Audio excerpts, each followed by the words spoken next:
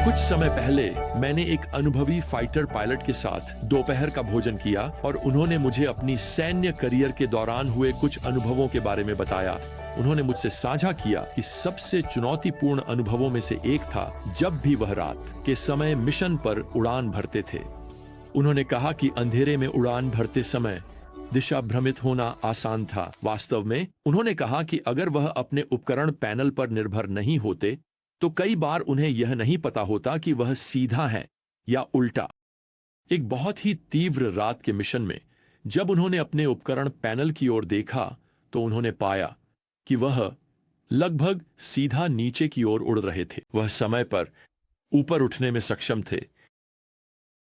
अंधेरे में उड़ान भरना विनाशकारी हो सकता है। यह न केवल एक फाइटर जेट में सच है, बल्कि आपके जीवन की यात्रा में भी आपको सत्य के लिए भगवान के उपकरण पैनल की आवश्यकता है।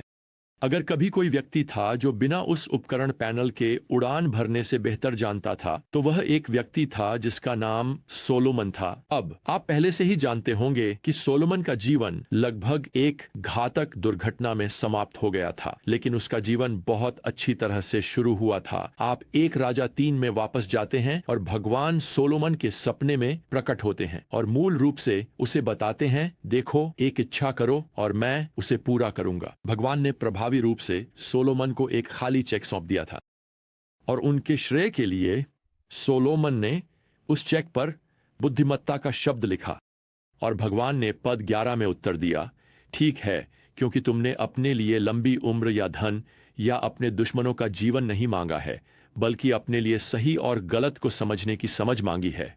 देखो, अब मैं तुम्हें एक बुद्धिमान और विवेकशील मन देता हूं। सोलोमन के जीवन के शुरुआती वर्षों में यह धूप और नीला आकाश था। उन्होंने लगभग 3000 नीति वचन एकत्रित और लिखे। उन्होंने एक प्रेम कहानी लिखी जिसे सोलोमन का गीत कहा जाता है और उन्होंने भगवान की महिमा के लिए इज़राइल का भव्य स्वर्ण मंदिर बनाया। लेकिन अपने बाद के वर्षों में अवज्ञा के काले बादल छा गए और सोलोमन ने भगवान के वचन के उपकरण पैनल से अपनी नजरें हटा लीं। उन्होंने 700 पत्नियों से विवाह किया। उन्होंने 300 उपपत्नियों का हरम एकत्रित किया, या जैसा कि एक छोटे लड़के ने कहा, खीरे की बेलें। खैर, वे निश्चित रूप से उसके दिल और जीवन को उलझा देंगे। लेकिन फिर उसकी बुढ़ापे में कुछ हुआ। हम बिल्कुल नहीं जानते कि कब या कैसे, लेकिन एक बूढ़े आदमी के रूप में उसका दिल फिर से भगवान की ओर झुक गया। उन्होंने जीवन के अंत में पश्चाताप किया और उपदेशक सोलोमन की निजी डायरी है जो हमें उनके लौटने की कहानी बताती है। अब इस पुस्तक का शीर्षक उपदेशक है। यह एक ग्रीक शब्द है जो किसी ऐसे व्यक्ति के लिए है जो एक सभा को इकट्ठा करता है। तो शीर्षक तब सभी को इकट्ठा होने के लिए एक निमंत्रण है। अब इस पुस्तक को समझने के लिए आपको अध्याय 12 के अंतिम पृष्ठ से शुरू करना होगा, जहां सोलोमन हमें बताते हैं कि उन्होंने यह डायरी या उपदेशक की यह पुस्तक क्यों लिखी। पद 1 कहता है, अपने युवावस्था के दिनों में अपने सृष्टिकर्ता को भी याद करो। सोलोमन प्रभावी रूप से कह रहे हैं, मेरे जैसे मत बनो। मैंने भगवान को भुला दिया था, लेकिन मुझे बताने दो, प्रभु के बिना जीवन का कोई अर्थ नहीं है। खैर, इसके साथ ही अब चलिए इस डायरी के पहले पृष्ठ पर चलते हैं। आइए अध्याय 1 और पद 1 पर चलते हैं, जहां सोलोमन खुद को इस तरह से परिचित कराते हैं। उपदेशक के शब्द, दाऊद का पुत्र, यरूशलेम में राजा। वो यहां कह रहे हैं, देखो, मैं तुम्हें एक उपदेश देने जा रहा हूं। मैं अपने जीवन का उपयोग एक उदाहरण के रूप में करने जा रहा हूं कि अगर तुम भगवान के शब्दों के उपकरण पैनल का पालन नहीं करते हो तो तुम कितने करीब दुर्घटनाग्रस्त हो सकते हो। वह हमें यह बताकर शुरू करते हैं कि भगवान से अलग जीवन क्या बन जाता है। यहां पद 2 में व्यर्थ की व्यर्थता। भाई, उपदेशक कहता है, व्यर्थ की व्यर्थता, सब कुछ व्यर्थ है।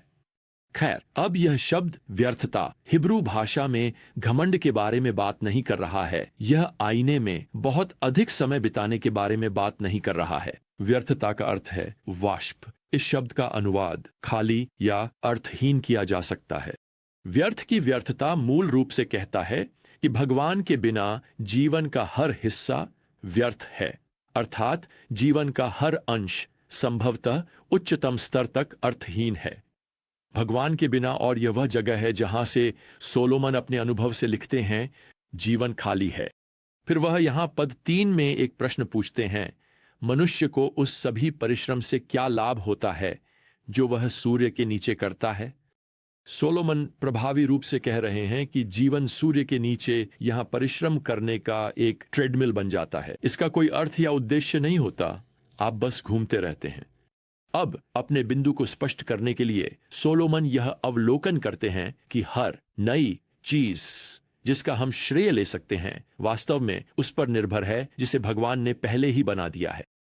वह यहां पद 9 में लिखते हैं, सूर्य के नीचे कुछ भी नया नहीं है। वास्तव में कुछ भी नया नहीं है, यह बस वही पुरानी चीज है जिसे नए तरीके से प्रस्तुत किया गया है। और मैं आपको बताना चाहता हूं, आप एक ऐसे व्यक्ति को सुन रहे हैं जो अब उस बिंदु पर पहुंच गया है जहां वह जीवन से पूरी तरह आभारी ऊब चुका है। अब इसका मतलब यह नहीं है कि सोलोमन बस घर में बैठे रहते हैं।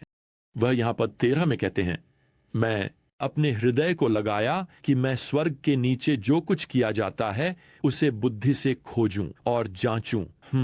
वह एक व्यस्त व्यक्ति हैं। अब ध्यान रखें कि यह शब्द बुद्धि एक व्यापक शब्द है और सही व्याख्या के लिए संदर्भ पर निर्भर करता है। सोलोमन इस बिंदु पर अपनी खुद की बुद्धि का उपयोग कर रहे हैं, न कि भगवान की। आप कह सकते हैं कि उनकी बुद्धि पृथ्वी से बंधी हुई है, यह सूर्य के नीचे यहां फंसी हुई है। वाई हाबाब, तो सोलोमन यहां सूर्य के नीचे अर्थ की खोज कर रहे हैं।